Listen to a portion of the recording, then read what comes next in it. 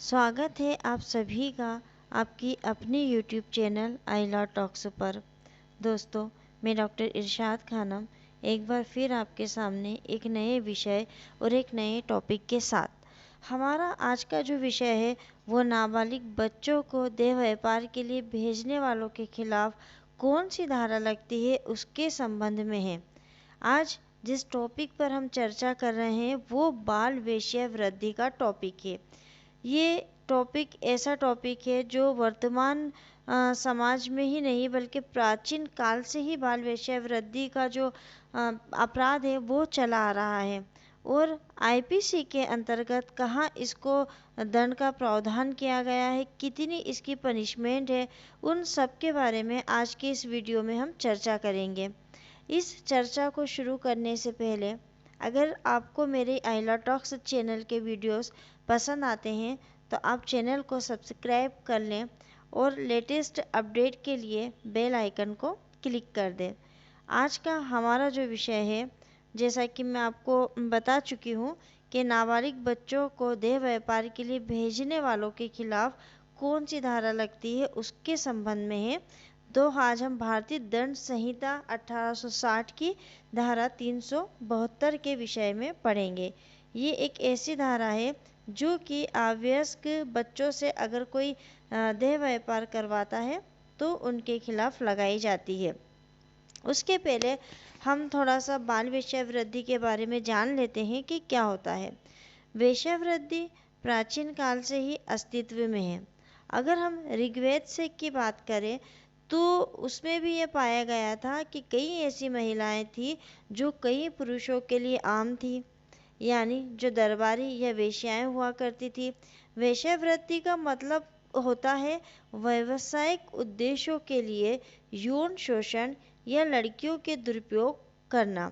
यानी अगर हम सरल सी भाषा में वेश्यावृत्ति को समझे तो हम ये कह सकते हैं कि एक ऐसा व्यवसाय, एक ऐसा धंधा होता है जिसका उद्देश्य पैसा कमाना होता है, लेकिन या तो अपने शरीर को किसी को सौंपकर या फिर कोई व्यक्ति जो है वो आपके शरीर का दुरुपयोग करके पैसा कमाता है।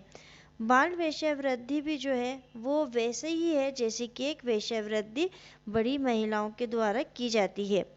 बाल वेश्यावृत्ति से यहाँ मतलब एक महिला या स्त्री लिंग से नहीं है, बल्कि बाल वेश्यावृत्ति में बच्चों की श्रेणी अगर हम लें तो लड़का और लड़की दोनों इसमें सम्मिलित हो गए हैं। बाल वेश्यावृत्ति को भी वित्तीय उद्देश्यों के लिए यौन गतिविधियों में एक बच्चे के उपयोग के रूप में परिभाषित किया जा सकता है। नाबालिग लड़कियों को वेश्यावृत्ति के लिए बेचना कितना गंभीर अपराध है, ये आपको इस बात से ही अंदाज़ा लग सकता है कि भारत सरकार द्वारा इनके लिए अनैतिक व्यापार निवारण अधिनियम बनाया गया था 1956 में, जो वेश्यावृत्ति जैसे व्यापार को रोकता है। वेश्यावृत्ति से क्या आशय है? किसी व्यक्ति का आर्थिक लाभ के लिए लैंगिक व्यवहार करने को वेश्यावृत्ति कहते हैं। अब कैसे हो सकता है ये?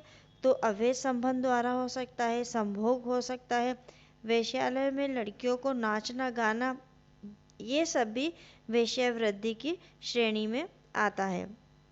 अब हम अगर इसको देखें कि हमारा जो आईपीसी है, जो भारतीय दंड संहिता है, उसमें बाल वेश्यावृत्ति को कहाँ पर परिभाषित किया गया है, तो आईपीसी की जो धारा 372 है वहाँ पर वेश्यावृत्ति को परिभाषित किया गया है। भारतीय दंड संहिता 1860 की धारा 372 की परिभाषा वेश्यावृत्ति आदि के लिए बच्चों को बेचना, वेश्यावृत्ति आदि के प्रयोजन के लिए अप्राप्त व्यय को बेचना।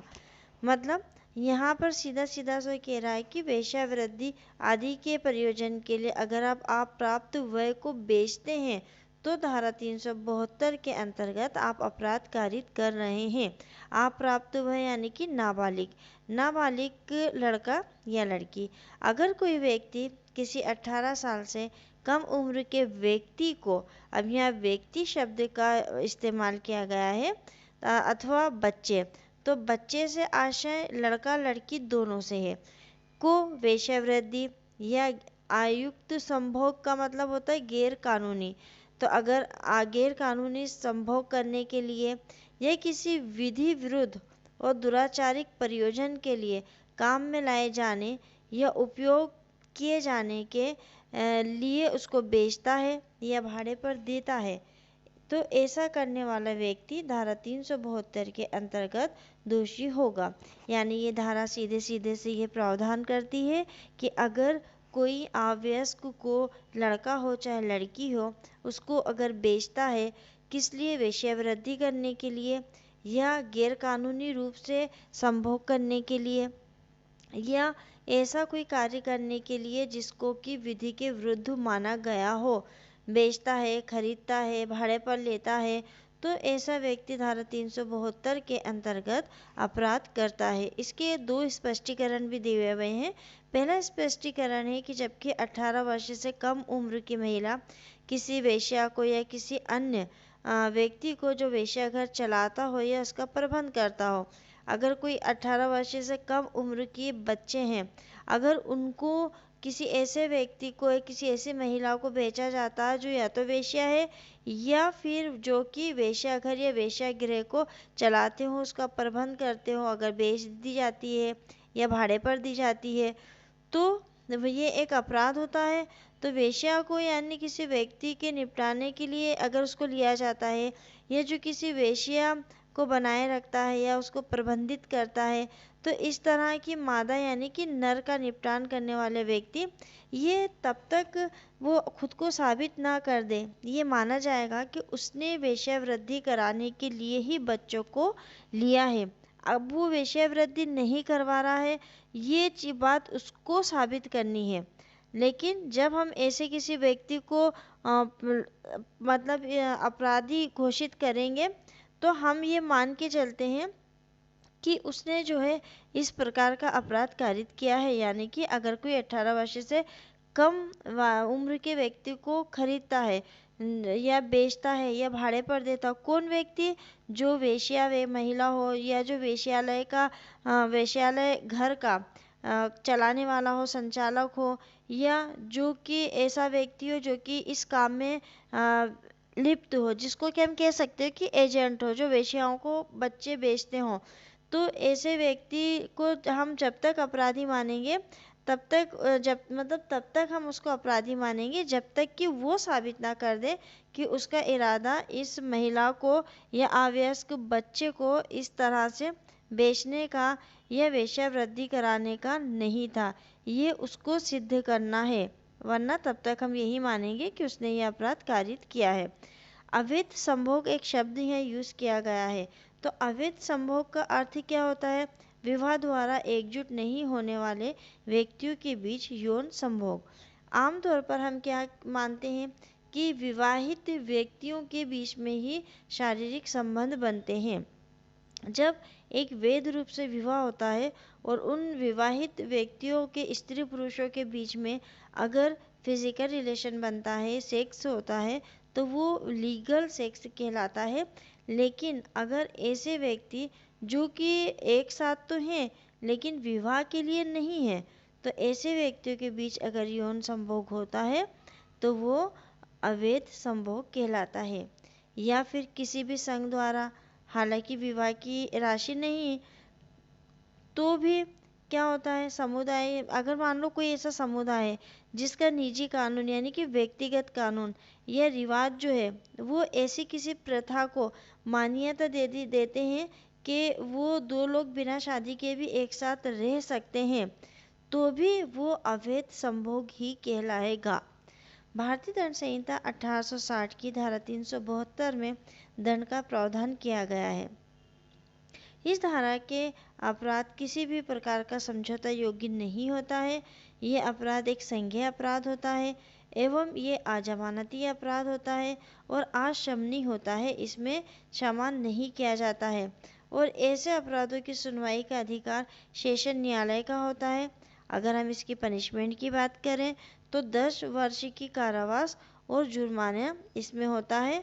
दोनों में से कोई एक भी दे सकता है या फिर 10 वर्ष की कारावास और जुर्माना दोनों भी दिया जा सकता है।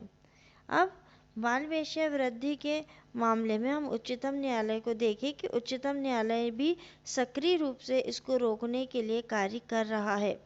उच्चतम न्यायालय ने ये कहा है कि भारत तेजी से बाल वेश्यावृत्ति गिरोह का केंद्र बनता जा रहा है। कोर्ट ने इस समस्या से निपटने के लिए एक विशेष जांच समिति गठित करने का सुझाव दिया है।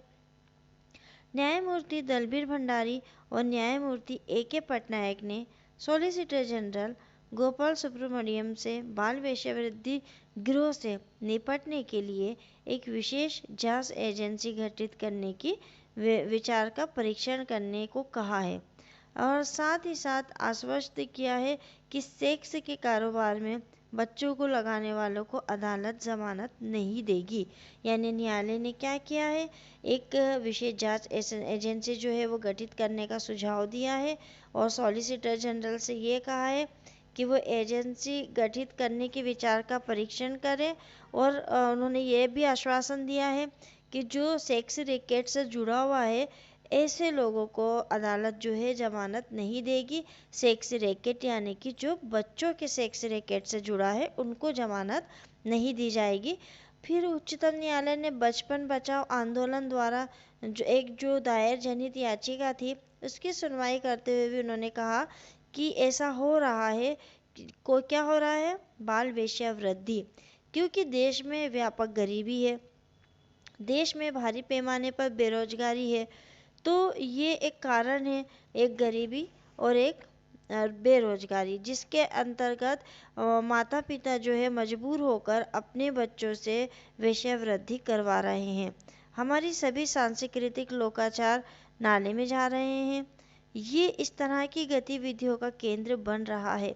शीर्ष अदालत ने ये जानना चाहा कि सरकार क्यों नहीं उन लोगों के खिलाफ आईपीसी की धारा 376 यानी कि बलात्कार की धारा लगा देती है और जो मतलब लगा दे, क्योंकि इससे वेश्यावृत्ति गिरोह में जो बच्ची का शोषण कर रहे हैं वो रुक सकता है। ऐसा जो है सुप्रीम कोर्ट का मानना है। सुप्रीम कोर्ट ने यह भी पूछा साथ में कि ज़्यादातर यौन कर्मी बच्चे हैं, क्यों नहीं आप उनके खिलाफ आईपीसी की धारा 376 लगा रहे हैं।